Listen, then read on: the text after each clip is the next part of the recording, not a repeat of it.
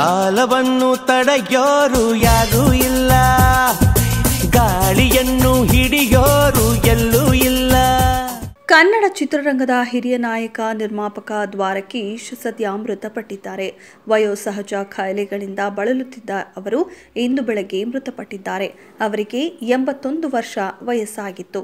ಕನ್ನಡದ ಕುಳ್ಳ ಎಂದೇ ಹೆಸರಾಗಿದ್ದ ದ್ವಾರಕೀಶ್ 1942ರ ಆಗಸ್ಟ್ 19ರಂದು ಮೈಸೂರು ಜಿಲ್ಲೆಯ ಹುಣಸೂರಿನಲ್ಲಿ ಜನಿಸಿದರು.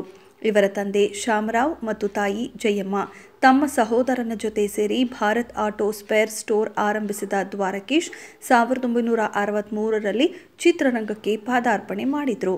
1964ರಲ್ಲಿ ವೀರ ಸಂಕಲ್ಪ ಎಂಬ ಸಿನಿಮಾ ಮೂಲಕ ಕನ್ನಡ ಚಿತ್ರರಂಗ ಪ್ರವೇಶಿಸಿದ ದ್ವಾರಕೀಶ್ ನಟರಾಗಿ, ಹಾಸ್ಯ ಕಲಾವಿದರಾಗಿ, ಪೋಷಕ ನಟನಾಗಿ ನೂರಾರು ಸಿನಿಮಾಗಳಲ್ಲಿ ನಟಿಸಿದ್ದಾರೆ.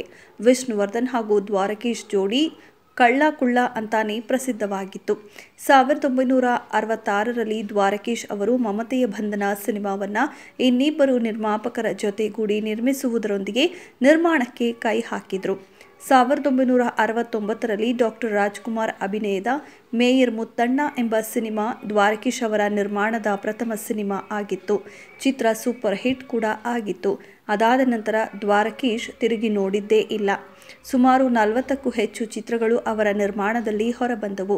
ಅವರ ನಿರ್ಮಾಣದ ಆಪ್ತ ಮಿತ್ರ ಚಿತ್ರ ಬಾಕ್ಸ್ ಆಫೀಸ್ ದಾಖಲೆಗಳನ್ನು ಪುಡಿಗಟ್ಟಿದ್ದು ಈಗ ಇತಿಹಾಸ. ಚಿತ್ರ ನಿರ್ಮಾಣದ ಜೊತೆಗೆ ನಿರ್ದೇಶನಕ್ಕೂ ಕೈ ಇಟ್ಟ ದ್ವಾರಕೀಶ್ ನೀ ಬರೆದ ಕಾದಂಬರಿ ಎಂಬ ಚಿತ್ರವನ್ನ ನಿರ್ದೇಶಿಸಿದ್ರು. ಈ ಸಿನಿಮಾ ಬಹು ದೊಡ್ಡ ಯಶಸ್ಸು ಗಳಿಸಿತ್ತು.